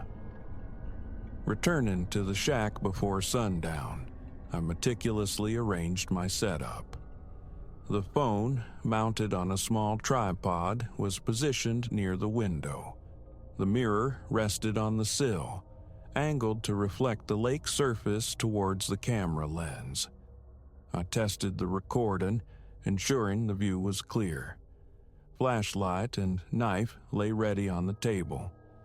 This time, I not only locked the door but checked it twice, then wedged the folding chair firmly beneath the handle. My boots were placed near the cot. I ate another small tin of beans, drank some water. Tension coiled in my shoulders. My hands felt clammy and cold, prompting me to rub them together incessantly. At the stroke of midnight, I watched the lake through the window pane. The moon cast its cold light. The water's surface appeared calm, yet the lunar reflection remained a distorted shape. Then it began to stretch, elongating, resolving into multiple forms. I ensured the camera was focused, recording diligently. The faces had returned, more numerous now. They seemed to drift across the reflected surface, their eyes mobile, conveying an unnerving sense of search. A peculiar tingling sensation prickled my arms. Simultaneously, a faint tapping resonated against the window glass. A swift scan of the room's interior revealed nothing amiss. Steeling myself, I stepped outside, remaining close to the doorway. I directed the torch beam towards the lake. The faces were now visible to my naked eye, shifting beneath the water. Then, a faint scratching sound emanated from beneath the rowboat, still resting on the shore. Crouching, I peered underneath. Only a damp patch of mud met my gaze. As I straightened, keeping the torch beam steady, something brushed against my ankle. I recoiled sharply, aiming the light downwards. Nothing but a small, spreading puddle of water. My trouser leg was damp. I felt a fleeting, subtle pressure, like an invisible current swirling around my foot, though nothing was visible. I retreated hastily inside, securing the door behind me. A glance confirmed the camera was still recording. My breath hitched. My pulse thundered in my ears. The humming recommenced, this time seemingly localized at the window. The same atonal, meandering tune. I backed away towards the opposite wall, keeping the torch fixed on the glass. My reflection stared back, the dim room behind it. No other figure shared the space. I extinguished the torch momentarily, plunging the room into blackness, straining my eyes for any anomalous glow outside. Nothing but impenetrable darkness. Relighting the torch, I found the humming had ceased. A check of the floor revealed a new set of wet footprints near the wall, where the sound had first concentrated the previous night. They formed a small, tight circle before simply vanishing mid-step. Exhaustion warred with adrenaline. Sleep felt impossible, my head throbbing with a dull ache. Once more, I waited for morning. As the first rays of sun pierced the gloom, I checked my phone. The recording had captured the phenomenon, the faces in the reflection, faint yet undeniable. The playback also revealed the humming, punctuated by my own audibly shaky voice providing commentary. I possessed evidence now, tangible proof, yet its implications remained terrifyingly unclear. The footprints evaporated again, leaving no trace. The humming remained a nocturnal torment. In the daylight, the lake reverted to its guise of mundane water. The thought of departure was strong, yet the desire for more definitive proof held me captive. Could I collect water samples, record audio directly from the boat? But the mere idea of venturing onto that water again sent a wave of cold dread through my chest. I recalled the tapping beneath the hull, the phantom touch on my ankle, the inexplicable footprints materializing within my locked sanctuary. The pervasive odor of stale water clung to the air inside the shack, even with the window thrown open. I resolved, against my better judgment, to endure one final night. Rest during the day proved elusive. Lying on the cot, eyes closed, I found my mind tormented by faint, persistent, watery sounds whenever consciousness threatened to slip away. By late afternoon, I was acutely jumpy, my breathing shallow, my hands trembling too much to hold the pen steady. I took one last walk around the lake, hoping the familiar circuit might clear my head. The scene remained unchanged. The dark water, the muddy shore, the utter absence of wildlife or human presence. Upon returning, I repeated my ritual. Flashlight, knife, camera, mirror. The door was locked. Blocking the window was tempting, but observation remained paramount. Midnight arrived. The faces reappeared in the water, sharper this time, their clarity unnerving. I could distinctly see their eyes scanning, their mouths forming silent O's. A low vibration began to thrum through the floorboards beneath my feet. I swept the torch beam across the walls. The humming erupted anew, louder now, dissonant and grating. I gripped the knife, its cool handle a small comfort. I stepped towards the wall where the sound seemed strongest. The humming intensified, seeming to whisper directly into my ear. I held the knife defensively before me, but my hand met only empty air. The sound seemed to pass through the very fabric of the room. My heart pounded violently. Sweat beaded on my palms. The door rattled abruptly in its frame. With a surge of adrenaline, I yanked it open, flooding the threshold with torchlight. Nothing. Only the night, the mud, the silent lake. I slammed the door shut, breathing raggedly, realizing my shirt was damp with cold sweat. The humming faded, supplanted by a slow, deliberate dripping sound originating from the window. Turning, I saw a single, fat droplet of water tracing a path down the inside of the glass. I reached out and touched it. It was cold, carrying the unmistakable, fetid scent of the lake. I snatched my hand back as if burned. The camera's red light glowed reassuringly. It was still recording. Sinking onto the cot, I placed the flashlight and the knife in my lap, two meager talismans against the encroaching dread, and began the long wait for sunrise.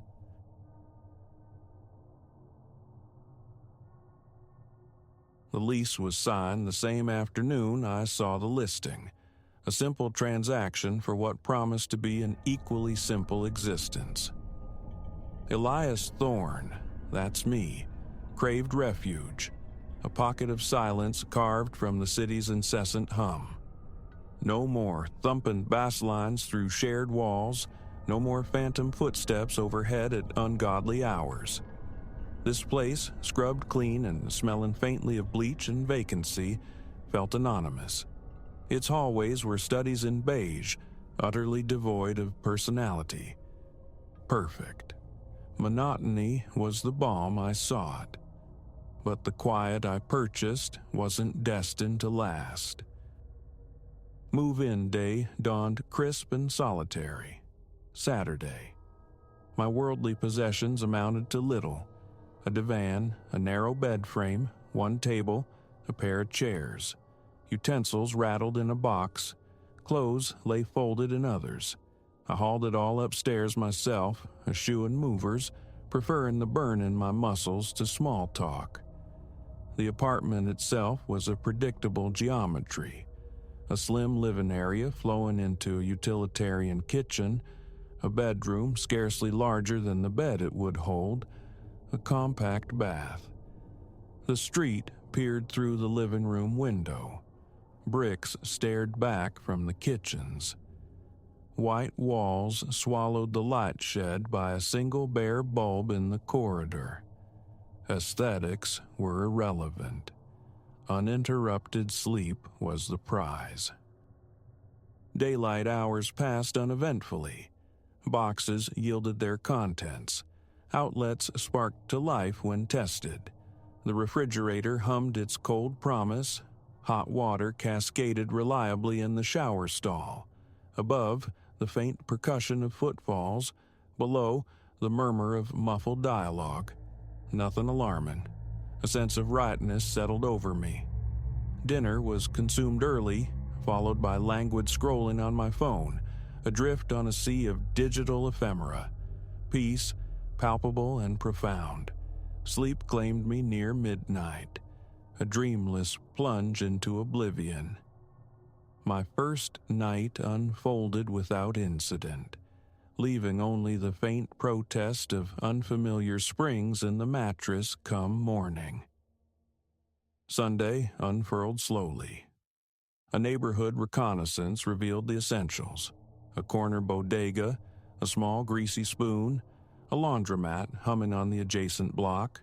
It was a placid street, lined with slumbering cars, punctuated by the occasional dog walker. Mild air, benevolent sun. This, I mused, was the rhythm I needed, a tranquil eddy where life's currents flowed gently around me.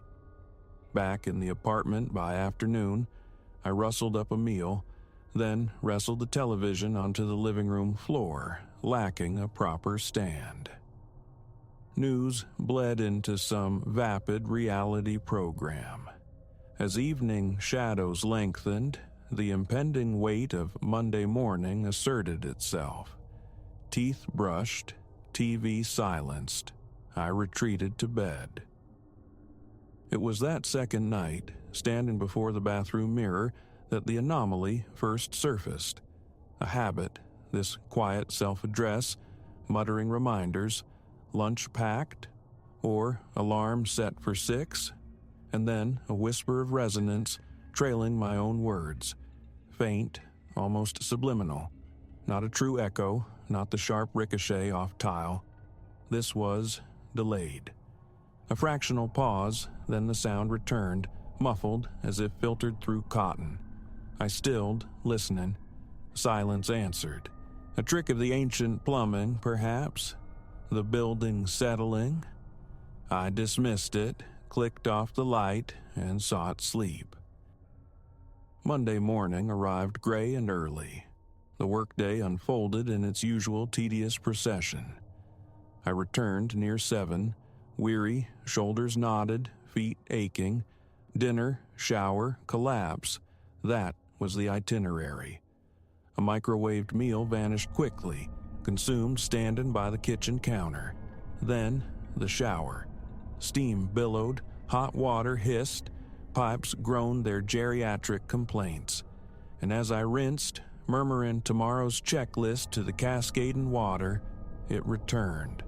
The echo, so slight I had to cease breathing to catch it.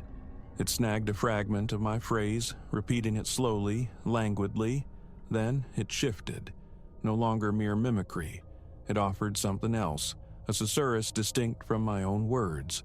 My voice, yes, but deeper, hesitant, the syllables blurred. Water shut off. Droplets traced paths down my skin. My heart hammered a frantic rhythm against my ribs.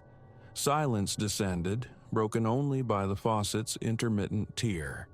I waited. Nothing. Exhaustion, I reasoned. Auditory illusions born of fatigue and reverberant pipes. I toweled off, dressed, and tried to banish the unease. Sleep, when it came that night, was shallow. Lying awake, staring into the dimness, the room felt vast and watchful. Street lights slanted through the window, etching faint outlines of my meager furniture. A soft, distant sound pricked the silence. My own name, called as if from a great distance. I bolted upright, fumbling for the bedside lamp. The sudden glare revealed only emptiness.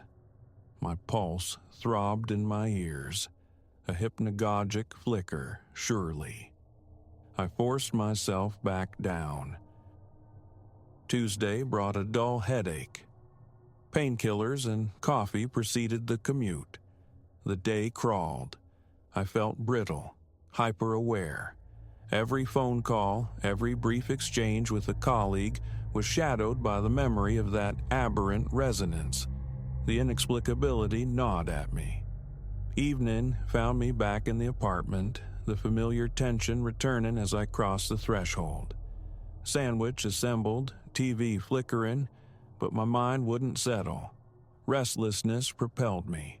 I paced. Bathroom first. Lights off. "Hello?" I offered to the darkness. Silence. Then into the narrow hallway. "Hello?" A normal echo this time, crisp and immediate. I held my breath. Nothing more. A fleeting wave of relief washed over me, instantly broken by a low mumble, seemingly from behind. Barely audible. I spun around. Empty air. The hallway felt suddenly colder, a prickle raising the hairs on my arms. I retreated to the living room, switching off the hall light, chiding myself for succumbing to nerves. Night deepened. Relaxation remained elusive. I cracked the living room window, inviting the cool night air. Cars whispered past below, infrequent sighs in the prevailing stillness. Window closed again. Phone games offered a flimsy shield against my thoughts. Then a flicker in my peripheral vision, a shadow, detaching itself from the kitchen doorway, melting back. I surged to my feet, heart leaping, flicked on the kitchen light. Bare counters, clean floor, nothing. Adrenaline sang in my veins. Imagination? A trick of light? No surface seemed positioned to cast such a reflection. Bedtime. Enough. Standing near the bedroom door, I declared aloud, more to myself than anything, "I'm done with this." The reply came instantly, slithering from the wall beside me. Done with this. My own voice, stretched and distorted, thick with mockery. I froze, throat constricting, fingertips tingling. I backed away slowly, eyes fixed on the innocuous white drywall, pressing my ear against it, tentatively. A faint vibration met my skin, rhythmic, like a slow submerged heartbeat. I recoiled as if burned, phone nearly slipping from my grasp. Straight to the bedroom, door shut, lock clicked. A futile gesture, I knew, but necessary. Blankets pulled high, I listened. Silence for a time. Then, near the wall behind the headboard, it began. Thump, thump. A dull, insistent pulse. My chest tightened, breath catching in my throat. I shifted to the far side of the mattress, seeking distance. Was it real? My own blood pounding in my ears? Hand flat against the cool plaster. Nothing. But ear pressed close. There it was. A gentle, vital tremor deep within. I sat up, pulling away, and remained sitting, vigilant, until sheer exhaustion dragged me under hours later. Wednesday morning.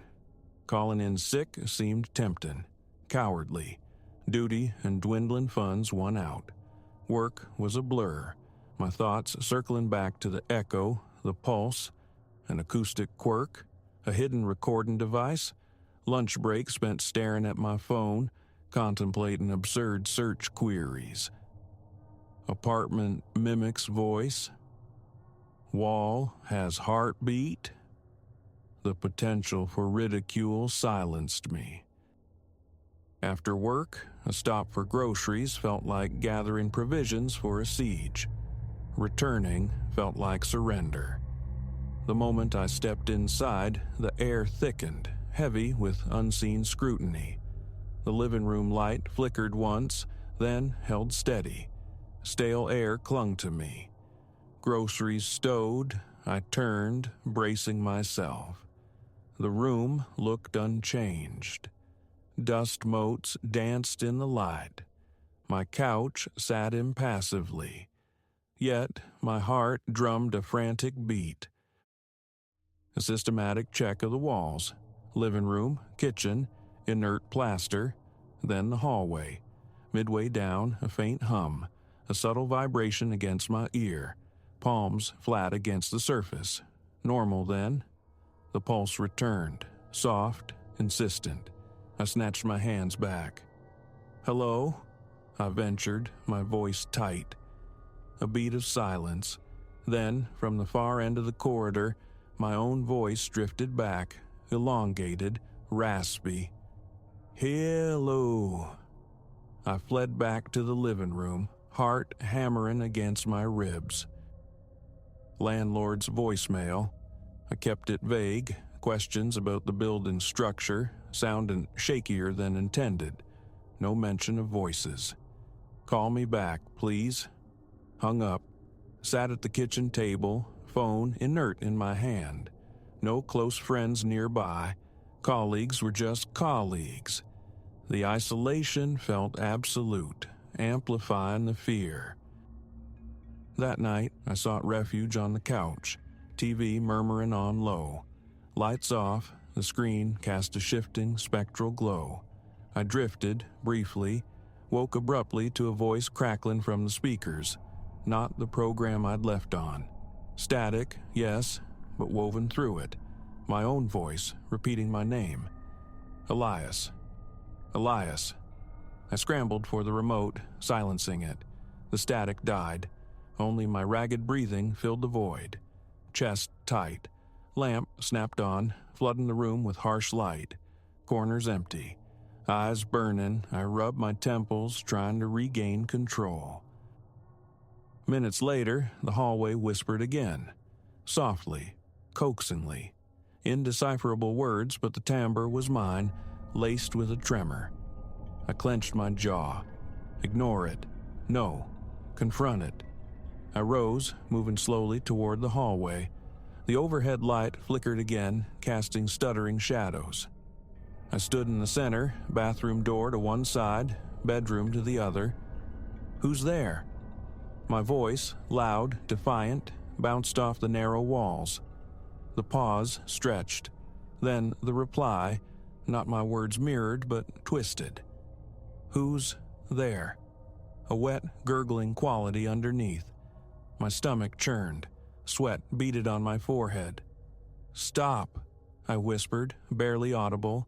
The echo shot back, blunt, deeper. "Stop." Palms slick, mouth dry. Stepping forward, hand outstretched to the wall. The pulse met my touch, slow, steady. Thump, thump. I jerked back, fled to the bedroom, locked the door again, sat on the edge of the bed, breath coming in ragged gasps. Darkness pressed in. Bedside lamp clicked on, painting the small space in weak yellow. Messy sheets, a pile of clothes, waiting. The walls remained silent for a long moment. Then, behind the headboard, the gentle thumping resumed. Palms pressed against my ears, a useless defense. Tremors ran through me. Flashlight retrieved from the closet. Beam dancing across the wall, searching for imperfection. A crack, a hidden grill. Nothing but smooth, indifferent paint. Tapped gently. Hollow. Crouched low, ear near the baseboard. The pulse, faint but undeniable, thrumming from deep within the structure. Stood up too fast, head swimming. Light off, slumped onto the bed, awake until the first gray hint of dawn, drifting in and out of feverish half-sleep, punctuated by faint murmurs that seemed to emanate from the very bones of the building. My apartment felt sentient, alive. Morning light filtered through the curtains. Dressing for work felt like donning armor.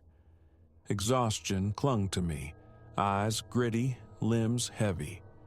The living room, with its rumpled couch blankets, felt claustrophobic, stale. Keys in hand, I locked the door behind me. In the stairwell, a wave of profound relief washed over me. Simply being outside the unit felt like surfacing for air. Work was a torment of waiting. Phone checked incessantly. No call from the landlord. The day ended, dread pooling in my stomach. I lingered at the office, tidying non-existent messes, forcing conversation. Eventually, excuses ran out. The drive home was slow, my gut clenched tight. Outside the building, I paused, gazing up at the darkened windows of my apartment. No sign of the wrongness within. A deep breath, then inside. Up the quiet stairs, the buzz of the hallway lights unnervingly loud. Key in the lock. Door open. The stagnant air embraced me. Bag dropped by the couch. A quick scan. Nothing visibly altered. Light flicked on. No flicker this time. A slow exhale. The walls were quiet. For now, cautious steps toward the bedroom. Then, unprompted, it spoke, clear as day from somewhere near the hallway entrance. "I'm here." I froze, phone clutched tight, a useless talisman, heart slamming against my ribs. The voice originated nearby, yet the space was empty. Swallowed hard, throat tight. How to respond? Backed into the kitchen, seeking the mundane anchor of running water. Faucet groaned, water trickled. Splashed my face, grounding. Then, from the living room, closer now, broken words, trembling. Face, me. Gripped the sink edge, staring at the water swirling down the drain. Pulse frantic. Faucet off.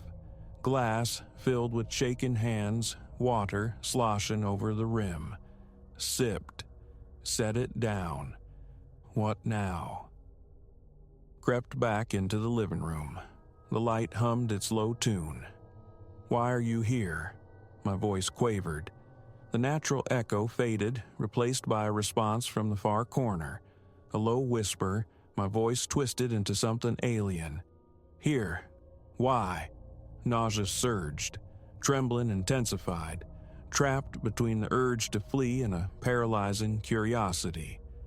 I drifted toward the corner where the walls met. Reached out, cold plaster. Fingertips tingled. Behind the surface, the soft thrumming. Pulled away sharply. Stood in the room's center, fighting for breath. Sweat tracing paths down my temples. Shirt clinging to my back. Enough. A motel. Tonight. I grabbed a duffel from the closet, stuffing clothes in haphazardly. Zipping it closed, I heard my name whispered again. Syllables stretched, drawn out, exploratory. Elias, jaw clenched, ignored it. Bag slung over my shoulder, hand on the doorknob. "Don't go." My own voice, pleading, unsteady.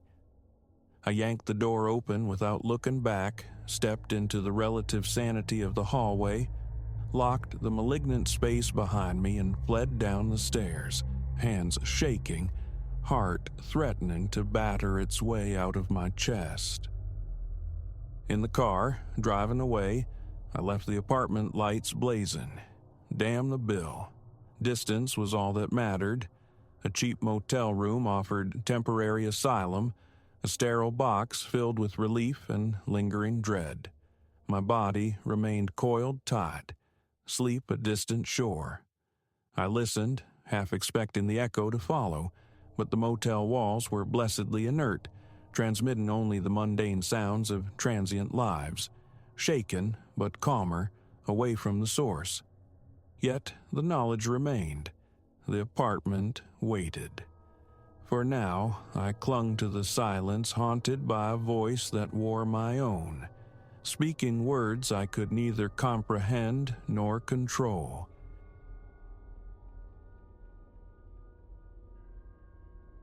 The crimson numerals bled across the desk clock's display, marking 1 a.m., bathing the hushed nerve center in their spectral light. Always, the night shift's profound quietude had been a sanctuary, a solace. Tonight, however, that deep stillness was poised to fracture, shattered by a connection that would resonate to the marrow of my bones. My name is Ilara. For half a decade, the currents of crisis had flowed through my headset as a 911 dispatcher. I'd navigated the treacherous waters of human desperation, from failing hearts to fractured homes, yet nothing had sculpted me for the abyss about to yawn open.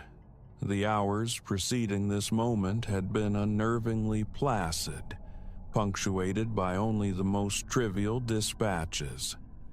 My fingers had just curled around the ceramic warmth of my tepid coffee when the line shrieked to life. My response was automatic, honed by repetition. 911, state your emergency. A pregnant pause stretched the wire thin. Then a man's voice, unnervingly level, a silken monotone. I can see you, Ilara. Ice bloomed in my veins. The anonymity of my name suddenly stripped away. My gaze swept the vacant consoles, the shadowed corners of the dispatch room, a sudden, visceral sense of exposure prickling my skin. Sir, this channel is reserved for emergencies. If you require assistance. He sliced through my professionalism. Cerulean blue sweater, the coffee mug, your daughter's creation from last year's art class. My blood turned glacial. An involuntary reflex made me draw my arms across my chest, a futile shield against his unseen scrutiny. Who is this? I demanded, wrestling my voice into a semblance of steadiness. How could you possibly know that? A low chuckle slithered through the line, raising the hairs on my neck. I've observed you for some time, Ilara. You possess a certain fascination. My thoughts fragmented, racing, a twisted jest, one of the team pushing boundaries. Yet a deeper instinct screamed of something far more malignant. Sir, I will terminate this call if... Don't, he snapped, the smooth surface cracking to reveal steel. Do not dare disconnect. Our engagement has merely commenced. I swallowed against a suddenly dry throat, my index finger hovering, trembling slightly above the call trace initiation. What is it you want? A game, he replied, the eerie lightness returning to his tone. You enjoy games, don't you, Ilara? I've witnessed your Scrabble contests with your husband, there on your back porch. A frantic drummer took up residence in my rib cage. He had invaded my private sphere, observed my family. Nausea churned within me. I'm contacting the police, I managed, injecting a bravado I didn't feel. His laugh echoed again, hollow and chilling. You are the police, Ilara.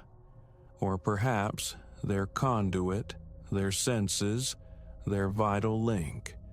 But who, I wonder, serves as yours? My finger depressed the button, a silent invocation for speed, for efficacy. Listen, I don't know who you are or your intentions, but I informed you, he countered, impatience threading his voice. I desire a game, and participate you shall, whether it pleases you or not. What followed was an hour spun from nightmare, a perverse pilgrimage through the landscape of my own existence, guided by this disembodied voice. He recounted minutiae of my routines, my family dynamics, fragments of my childhood, intimacies no stranger could possess. With every stolen detail revealed, the fear intensified, coalescing into a profound sense of violation.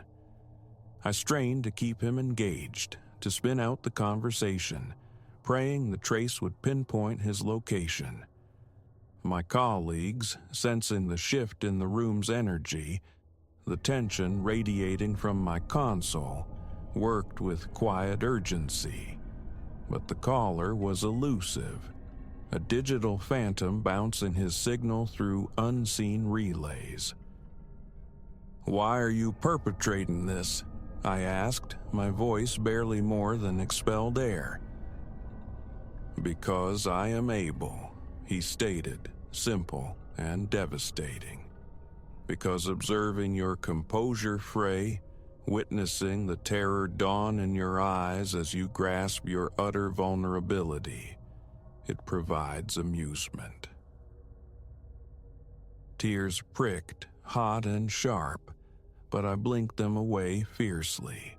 I would not grant him the victory of my collapse. "You're diseased," I spat, "and when we locate you—" "If," he corrected smoothly, "if you locate me. But you will not. I remain perpetually a step ahead, Alara, always observing, always listening." As if to underscore his claim, my personal mobile vibrated on the desk. Hands shaking, I glanced at the screen. A terse message: "Look outside." Against every rational protest screaming within me, my head turned towards the window overlooking the employee parking lot. There, limned by the sickly orange glow of the security lights, stood a figure beside the perimeter fence. Even across the distance, I could discern an object clutched in their hand. A phone. "Oh, God," I breathed, the sound escaping raggedly. "God offers no sanctuary now." The voice purred in my ear. Only I possess that power. Horror held me captive as I watched the distant figure lift an arm, a slow, deliberate wave mocking me across the asphalt sea. "What do you demand of me?" I pleaded, the last vestiges of my composure finally shattering. "I told you, Ilara, I want to play, and the game has only just begun." The connection severed, leaving behind a silence more terrifying than his voice. For a heartbeat, I remained suspended in shock, a statue carved from ice. Then, adrenaline surged, a bitter tide. I cried out for my supervisor, Marcus, the words tumbling out in a frantic cascade. The building plunged into lockdown protocols. Police units converged, sweeping the grounds. But by the time boots hit the pavement where the figure had stood, there was only empty space, swallowed by the night as if by apparition. The ensuing hours dissolved into a haze of official statements, security footage scrutinized frame by agonizing frame, yielding nothing. No trace of the caller, no whisper of his identity. It was as though he were pure phantom. As the first tentative fingers of dawn painted the sky, I sat huddled in the break room, a coarse blanket draped over my shoulders, a fresh mug clasped in unsteady hands. Marcus occupied the chair opposite, his expression deeply furrowed with concern. "We'll find him, Alara," he promised, his voice low but firm. "Every available resource is dedicated to this." I offered a numb nod, yet an unshakable conviction settled deep within me. This was far from concluded. Over the subsequent days, the calls persisted, sometimes reaching me at the dispatch center, sometimes violating the sanctity of my home, always originating from untraceable numbers, digital ghosts slipping through every net. He issued no explicit threats, yet his omnipresence was a threat, a constant, chilling reminder. He was watching, relentlessly watching. My existence warped into a waking nightmare. Every unexpected creak of the floorboards, every shadow stretching too long, sent jolts of terror through me. Sleep became elusive. Appetite vanished. The perpetual fear was a corrosive acid, eating away at my edges. Authorities installed enhanced security at my residence, placed my family under protective watch, but it felt like futile gestures against an invisible siege. He invariably found a conduit, a way to whisper his presence into my ear, reinforcing my utter lack of sanctuary. A week after the initial violation, I found myself alone in the echoing space of my house, my husband and daughter temporarily relocated to the safety of relatives. The familiar rooms felt cavernous, hostile. Silence amplified every settling groan of the structure into a potential intrusion. Then my phone rang. With hands that betrayed my inner turmoil, I answered, already certain of the voice that would greet me. "Hello, Alara," his now familiar cadence purred across the line. "Did you miss me?" "Please," I whispered, the dam of my resolve finally breaking, crumbling into dust. "Please, just articulate your demand. I'll comply with anything. Just leave me in peace." A long silence stretched, taut and heavy. Then, unexpectedly, a sigh feathered through the connection. "Oh, Alara, can you not perceive it? This was the objective, to fracture you, to demonstrate that your cherished sense of security, of control, is naught but gossamer, an illusion." "Why target me?" I wept, tears coursing freely now. "Because you embodied all I disdain," he replied, his voice devoid of its earlier playfulness, replaced by chilling conviction. "Order, security, the naive faith that a mere telephone call can conjure salvation from the world's darkness. I felt compelled to reveal the underlying truth to you." "And now?" I asked, scarcely daring to draw breath. "Now," he chuckled, a dry, final sound. "Now the game concludes.